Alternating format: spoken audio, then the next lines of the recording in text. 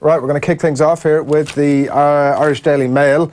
It's racing dominating the back page here. Superstar is muddy brilliant. A picture of a thumbs up Robbie Power on the back there after his victory at Aintree yesterday, and Super Sunday for Jesse Harrington. We'll get John's reflections on that a bit later on. And Mike Keegan writing here, this Raheem Sterling, he really is somebody that you can, all the abuse he gets on, it turns out, is justified. Here he is, taking 550 kids to the FA Cup semi-final over the weekend from his former school, so he's quite the guy, and hats off, Raheem Sterling. Back page of the Times this morning is a picture of Rachel Blackmore there at Aintree yesterday, and also the story, plans to keep smaller clubs out of Europe. We'll come back to this in a moment, but basically tagline there, as you can say, it's Martin Ziegler's story that more games and closed shop in radical rethink. You've got criticism of FAI growing as well, says Gary Doyle. Robert Troy, the latest member of the Oireachtas Committee on Sport, to deliver a scathing judgment on the FAI's government. And Rose says racism action a farce. Danny Rose is the only story in town this morning. The Irish Times, it's rugby all the way. Fierce fight in store as 9 teams battle for the remaining playoff places. This is a pretty exciting finish to the Pro 14 season. You can see the champions there from last year celebrating their win. And Matt Williams has had enough of it. I'm angry and I've had enough. Time to outlaw the cheats and save our game, says Matty Williams here. This is in relation to the offside rule in rugby not being obeyed, as Matty has it. The Mirror leads with Danny Rose. He says, I'm done with football. Tottenham defender counting down the days until he can stop playing a sport that fails to protect black players. Give racism the boot now, and he is across the back pages, as I say. Jurgen Klopp, meanwhile, says that he can see Manchester City winning the quadruple, but they still won't beat us, he says. So, yeah, I guess that it's that bittersweet that, he can see, Liverpool perhaps beating Manchester City. I don't know why he's saying this, while meanwhile saying that he can see Manchester City win the quadruple. It'll be sweet for him when they get it done. Yeah, I don't know. But the idea of the quadruple is such a fanciful idea. But the more you look at the individual fixtures that come along, you're like, actually, it's not so fanciful at all. It's actually the closest we can probably come from any English football team we've seen in the Premier League year to actually doing this. Best team in the world, says Jurgen Klopp. And yeah, he has said that repeatedly in the past. So get behind him on that. The Irish Examiner this morning running a gar up there just when Blandell is at a low ebb. The ball breaks from. This is a bit of a break for Tyler Blandell, obviously, with Joey Carberry out, and so he'll feature again this weekend. Liverpool's saviour, Saints won't forgive old hero Van Dijk, but Klopp warns he's just getting better as Van Dijk doing a bit of an Al Quinn by the looks of things there in training during the week. And one of those pieces at the bottom there, Paul Rouse, what will the GA be like in 20 years' time? We're going to open that up in a few minutes' time. The back page of the Sun is God forbid. SFA come down hard on Old Firm, talking about bans there after Rangers and Scott Brown then as well charged. A tight affair at the Aviva then as well. FAI bigwigs were last night tight-lipped on the crisis engulfing Irish football. The association, of course, due to be quizzed next week in front of an Oireachtas committee. John Delaney avoided microphones last night at the under-17 draw. Rose fed up meanwhile. He's so sick of being racially abused he cannot wait to retire, while Manchester United are ready to open contract talks with Paul Pogba in a bid to fend off Real Madrid. That FAI line is also one that's taken up by Dan MacDonald in the Irish Independent this morning, including this great line from the FAI Vice President Noel Fitzroy, who was, because John Delaney and some of the other top brass had refused to take questions, was asked for his thoughts on the ongoing situation. Good to see you, he said to the media. I'm not commenting. That was when asked questions about the Oireachtas committee. So that was Noel Fitzroy, and also the same thumbs up photograph there of Robbie Power from his big win, and Harrington delight, but Mullins coy on Faugheen. So the future less than certain, writes Thomas Kelly here after being pulled up yesterday. The Racing Post then this morning goes with top of the world. He's at the top of the trainers title, and today Paul Nicholls eyes a big race double on Ladies' Day at Aintree with brilliant festival winner top of the game and exciting great politologue. And the back of the Racing Post is title challenge. Reds hopes could go south at St Mary's in Southampton against Liverpool at 8 o'clock tonight. FAI silent on Delaney is the Irish Daily Star this morning. Paul Lennon writing there, I've had enough, as Owens has been mentioning. The quotes from Danny Rose at just 28 years of age, says he's not sure that he can stomach another 5 or 6 years of it. And Klopp will stop the quad. Even though he said that Manchester City can win the quad. He's been saying a bit of everything. Confused by these Jurgen Klopp quotes. Or perhaps the headlines. The Herald, meanwhile, goes with long back to face Poole. Irish striker aiming to derail Reds again. While Mick will relish Matt dilemma, says John O'Shea. He said that Matt Doherty shouldn't lose heart over his current inability to get into the starting berth at right back for Ireland. And the last one for me for the minute is from The Guardian, and it's Danny Rose again. I've had enough. I've got 5 or 6 more years left in football, and I just can't wait to see the back of it. It's such a bloody grim situation to be in, but totally understandable as well. That's The Guardian. And finally, the Daily Telegraph. I can't wait to quit football. Rose breaks his silence over shocking racist abuse and admits he has had enough. So that's what's happening on the back pages this morning. We're going to take a little bit of a dip inside some of these. The Danny Rose stuff obviously dominates a lot of these pages this morning. He's just 28 years of age. He was obviously one of the players who was abused when England played in Podgorica last month, and we see it cropping up again and again. That was the context of the John Giles clip that Nathan had asked him last night. It's certainly not something that's new, but we've all pretty much had enough of it at this stage. You can see another one of the headlines this morning of the same theme. Like, it's in a lot of ways great that we're no longer seeing, Raheem Sterling has splashed out on taking his family first class on holidays to Spain one week, and then he's travelled Ryanair the next week. That actually these kind of headlines are the ones that will hopefully make people think twice when it's like, the grim reality is it's not a football issue. Obviously it's a societal issue. It comes to the fore at a sporting event like that, where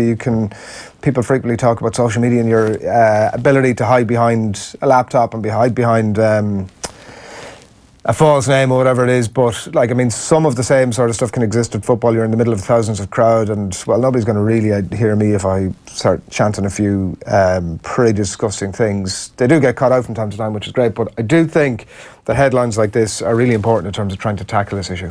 Like he says, I've had enough. At the minute, how I program myself is that I just think I've got 5 or 6 more years left of football, and I just can't wait to see the back of it. Seeing how things are done in the game at the minute, it's just whatever, isn't it? I just want to get out of it. I saw someone from Kick It Out interviewed on Sky News earlier on, and there was a question put to him that, isn't this a thing of the past? Isn't this something we've seen in football decades ago? I don't know where people get that notion, that this isn't something that is prevalent and rife in football grounds at the moment. This is thoroughly unsurprising. When I hear of racism in football grounds, I'm like, completely unsurprising. I don't know where this notion is that this is something from decades ago. It existed decades ago, yes, but it also exists now, and it is as prevalent as it's ever been. And Rose's comments reflect that. He says, I sort of prepared myself for what happened. Had we not been winning, the yellow card that I got at the end might have been a red one. I'm fine. I prepared myself for it. We won, and now we just wait for whatever punishment, if any punishment, happens. And really, what is the punishment going to be? Like the other time, and very famous time, that Danny Rose himself was a victim of racism was in Serbia in 2012 at an under-21 match. Like, there was monkey chants directed at Danny Rose and stones thrown at him on that occasion. It was absolutely horrible. And the punishment for Serbia on that occasion was that they had to play their next match behind closed doors, and they were fined 80 grand. Like, it's not exactly a tough punishment. Like he says, it is a bit sad, but when countries only get fined what I'd probably spend on a night out in London, what do you expect? You see my manager get banned for 2 games for just being confrontational against Mike Dean, but yet a country can only get fined a little bit of money for being racist. It's just a bit of a farce at the minute, so that's where we are at in football. And until there's a harsh punishment, there's not much else we can expect. The simple thing here is to, whatever the country may be, to just maybe remove them from the European Championship qualifiers. If a bunch of fans are being racist towards players in as blatant ways we've seen over the past couple of weeks, just remove them from the competition. As simple as that. Like, the only... Does that fix it is the only thing, right? Because, I take your point for sure about coming down hard on teams that are where this is happening. I just don't know that it fixes the issue necessarily, because it assumes that the person that's dishing out the abuse is in any way concerned about the future of their team. They're concerned enough to be in the football ground, to pay money into the football ground to see their team succeed. Look, I take the point, and I think there's you watch the Bonucci situation at Juventus, right? And his teammate, Moise Kean, who's a young Italian player, 19 years of age, born in Italy, Italian international, to Ivorian parents, who is chanted at all the way through this game against Cagliari, I think, if I'm right. Scores a goal and goes up to the fans at that point and just like opens his hands like this. It was like the most benign sort of protest in inverted commas that you could ever see, but it was just to make the point that, listen, you've booed me all game, chanting at me all game, and here I am. And then Bonucci comes out and says, well, he kind of brings it on himself, before later having to go back and say, well, look, I'm all for kick it out sort of thing. If you listen to John Barnes on this issue, and he's been out again this week to talk about it, and in typically brilliant fashion, about how ultimately the best thing that could happen is that we all accept that the idea of racism is a preconceived idea about somebody, so that if I see a black person, or if I see a certain demographic of a person, I, in my mind, have made up a bunch of preconceived thoughts about this. This is John Barnes' theory, and that actually stop telling people to not be racist, maybe get people to acknowledge their racism and then try to challenge it. I think it's an incredibly mature thing to do. It feels like we're sort of light years away, to be honest, from even engaging maturely in a conversation like that. But I do believe it. I do come back to the point that the more discussion about it, the more we can hear from thoughtful thinkers and leaders on it, like John Barnes, the more headlines that are in it, the more we question ourselves, I think the closer we get to a solution to it. And I'm not sure something, while hugely significant as ditching a team out of a tournament, I don't know that it fully fixes the problem. Probably doesn't. It doesn't. Well, it certainly doesn't fix the problem. But it might go some way to actually casting further light on it. Or I think just a plug needs to be pulled from something, and whether that's the players walking off the pitch, like Pochettino has said that he supports his players doing that. Danny Rose said that he's over the moon to say that, and when he was speaking to Gareth Southgate about it as well, Gareth Southgate himself said he would support the players in coming off the pitch as well if that happened. Like, that is what I mean. It's like removing something significant from it, whether it is the racists themselves or removing the victims from that playing park at that time. Because the impact that has at that time, the people that are around this person or these people who are making those racist chants are suddenly turned around and their ire is to those people. And that's the difference for me. Whereas if you do that sort of away from the heat of the battle as it's happened, they're faceless people, they're nameless people, they're not held to account over it. But actually, if Gareth Southgate, I think from recollection, he had expressed some regret that they hadn't done something like that when they were in Podgorica that time, that it was so apparent this is what was going on, that it would have been a pretty obvious and easy thing in a lot of ways to have done that. At that point, maybe there are people in that stadium who suddenly turn around to these people who are chanting, and a significant amount of people is the issue in that case particularly, and maybe they're held to account in a way that just doing it through a boardroom or at some point after the fact, maybe it's just has a bit less impact. So we'll see what happens with that over the next while. As Owen says, I'm sure it's not going anywhere anytime soon.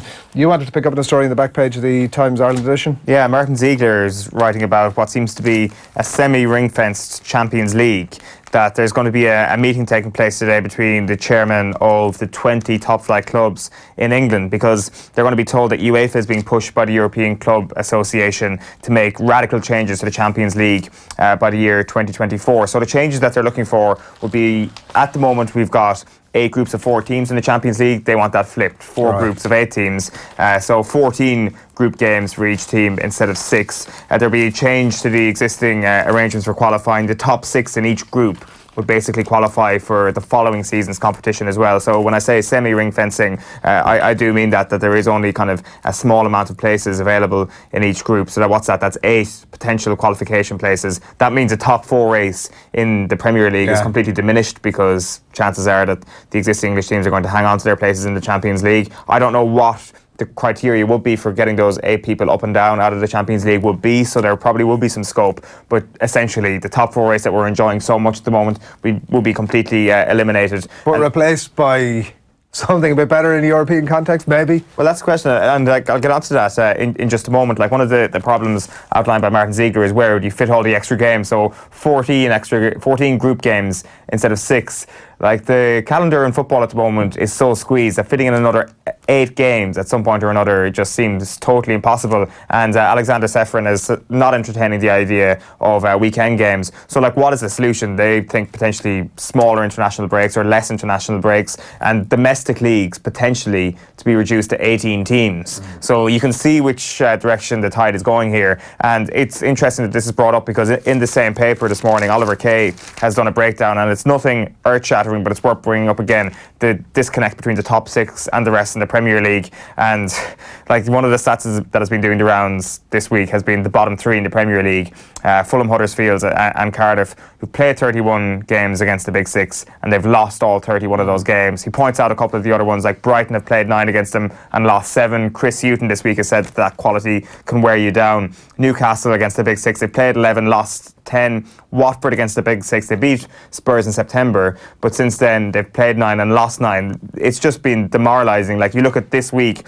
Oliver Kay pointing out that Arsenal, City, Chelsea and Spurs played Newcastle, Cardiff, Brighton and Palace respectively. The aggregate score was 9-0. There were 77 attempts on goal against 15. Never before has it been under the microscope as much that the Big 6 are drifting away from the rest, and this European League is only going to further accelerate that. I do think that we get very focused on that idea of the disparity between the bottom teams and the top teams. Like, maybe it's a greater gulf than it's ever been, but at the same time it absolutely needs to be there. Like, there's never going to be some sort of a parity between top and bottom in the Premier League, and nor should there be. Like, we wouldn't you would never expect that to be the case. But it markets itself on the idea that anybody can beat anybody on a given week. That's clearly not the case, and it's not just the bottom teams against top teams. The gap between the Big 6 and the bottom 14 is getting bigger all the time. It's totally like, not true. The Leicester thing looks like more of a crazy thing that occurred with every passing year. Like, since then it was 8 points 2 seasons ago between 6th and 7th, 9 points last season between 6th and 7th, and at the moment between Manchester United and Wolves it's 14 points.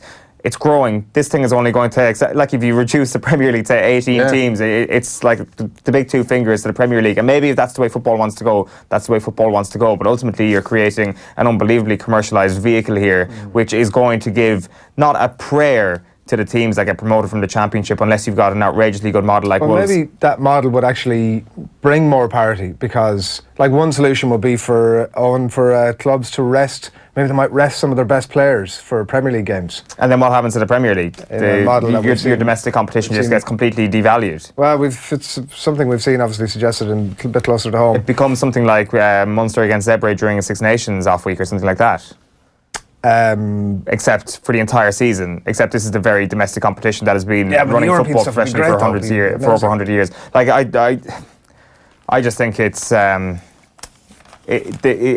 further example of how soullessness seems to be the solution to football staying relevant. And like, you can say that the game needs to constantly evolve and things like that, but where they're at the moment is already grossly corporate and is already at that stage. They don't need to push this boat out any further. You're saying soulless until you see your beloved Arsenal taking on Real Madrid and Barcelona and PSG. I've said this multiple times on Wednesday and Thursday mornings in here, that there is nothing more beautiful than grotesque capitalism when you see the best players in Europe going up against one another. But sometimes there's more that matters here than just the beauty of seeing Lionel Messi go up against Paul Pogba. Or maybe there isn't. Not much. Maybe that's the whole point. One very brief one for me in the Irish Daily Mail this morning. United's security chief sacked, writes Mike Keegan here. This is Riaz Patel, who had been the operations chief at Manchester United up until very recently, and they've sacked him because he had a bit of a row with a fan who took out the phone and captured the whole thing, and it seems to have existed somewhere in social media, and they decided this is not the guy running up our operations or security. So he was looking after Ole Gunnar Solskjaer and the players and all this sort of stuff, and would have been in and around the dressing room, obviously, in relation to all that. But the killer line from it all was, he was a convicted thief, essentially, was what happened there, and had been given a second chance. Patel, who oversaw up to 1,000 stewards, had stolen £26,000 from his brother's post office and was found guilty of 29 counts of theft back in 2002, and then served some community service, and back into work for this group, CSG, and... turns out he had a bit of a temper on him, and they've booted him out the door. Feel sorry for him. Yeah, it's another career gone too soon. I haven't seen the video, but we're probably going to leave the papers, are we? Is that it? We're finishing the papers for now. A couple of pieces that we wanted to pick up on that we missed out earlier on the papers. One of them roughly in the same sort of area from Paul Rouse. Paul Rouse is touching on the Cork options last week: option A, option B, option C. Option C, the one that was most closely aligned with something that was radical, the idea that club players would be playing their county championship games alone without their county players for a section of the Cork Championship. Paul Rouse has broken this down to three things, into three different points that he wants to make, but the most interesting point for me is this first point that he makes. He says the first point is that it was interesting that the existing structure to the championship in Cork was not one of the options put to vote earlier this week, which is very true. I hadn't even thought of that. That would suggest that the recent changes in the structures of the All-Ireland Championship left it unfeasible to continue as things stood. So far from improving the position of clubs, in this instance at least, the recent changes at national level undermined the Cork Championship, which is true. The idea that we've got this unbelievably good hurling championship last year, that we've added games in the football championship as well to create the Super 8s. What has been the downside of that? And it has been a further disconnect from county and club. Now, the alternative to that is that they would have been ring-fenced from their clubs anyway during that entire summer months anyway, and it wouldn't have made much of a difference. But ultimately, Cork needed to change. What they were doing and what happened last year meant that their hand was forced a little bit, and they had to come up with something radical. Like Paul Rouse says, to stand back and allow the inter-county season to be run this way undermines on a weekly basis the GAA's claims about the importance of the club. What is most galling about this is that there appears to be no urgency in Croke Park to act, and we haven't really heard anything from them with regard to this. Like, I'd like to know Croke Park's stance on the club player divide now, which just seems to be emerging. Like, would the top brass in Croke Park support counties going solo on this and thinking to themselves, well, we can actually do sections of our championships without our county players? I don't know, but yeah, I very briefly, my view on it would be that I think whatever fixes the fixtures, and that might be the one and only total solution to actually moving on with some sort of manageable structure to remove the elite players for a certain period of time. Let's just crack on with it, will be my view. But I know that's not the traditional view and it's not widely held, but I'd like to have seen it in action myself as well. I have deep suspicions about it, but I would have liked to have tried it out. Let's have a look. Now, the thing is, it's we're talking about this in a county championship that we're not involved in. Maybe if I was from Cork and I was actually attached to a club that had a lot of county players, I would feel very different about this. So it's easy for us on the outside to say this.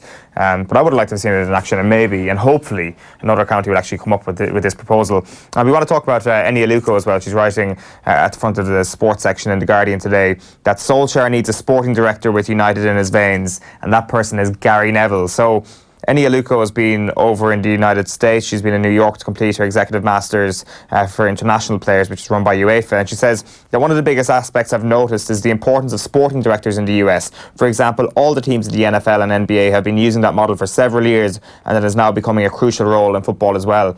Now, by that, I presume she means like the idea of a GM, that there's a front office that has autonomy in terms of recruitment, in terms of scouting, in terms of signing players. They would like they wouldn't be known as sporting directors as such.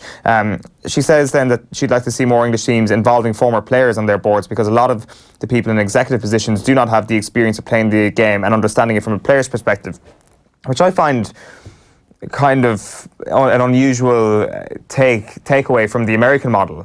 That if you look at the great sporting directors, like people that we've spoken about on the show before, the likes of Theo Epstein with the Chicago Cubs, who's a Yale graduate, not a former MLB superstar. You look at just quickly looking at the NBA GMs at the moment, only 7 of them have actually played in the NBA. Like, the vast majority of them have not played top level basketball. So it's an unusual idea from Enia Luco to use the US model to base this on. Like, you look at the stars that have gone into a front office role in American sports, and you look at what Magic Johnson is doing with the LA Lakers. Now, the people who are saying it's a plus point will say, well, he managed to use his huge profile to bring someone like LeBron James into the franchise. Well, other people will say if Magic Johnson had a bit more nous about him, he would have realised that perhaps doing that was the wrong thing and he should have gone doing recruitment the other way. But her point here is that ex-players need to get a bigger chance in this regard. She mentions the likes of Steven Gerrard and Frank Lampard and how they should be involved at Chelsea, and that Gary Neville specifically is a proven businessman and has football experience, having coached at the highest level. He understands the fabric of the club, and this is a phrase that kind of irks me a little bit, and what is required to continue success. If you surround yourself with good people, then you can make good decisions. Like this idea that Gary Neville is head and shoulders above everybody else, or a better candidate than other people because he understands the fabric of the club, I guess is relatively true, but I don't know, there's just something about that is he really the correct man for is the next footballer the correct man for a job like that? Now, granted, he has business credentials as well, but I do wonder if it's, you look at other models around world football, have they actually been using this to take a club legend into those sort of roles?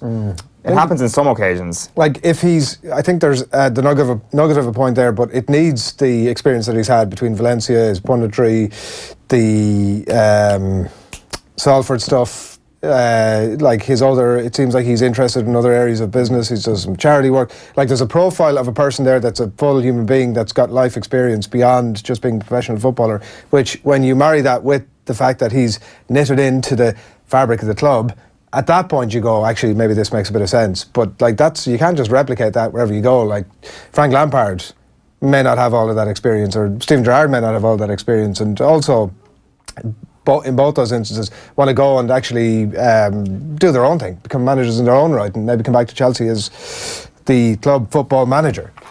So I don't know, nugget of something, but I mean, you know, because he's a great football man, for me, is not really the reason to do it. Yeah. But we're not great football men on, so Needing a sporting director with United in their veins, I think they need a sporting director who knows world football, knows how to recruit well, knows how to spend money well.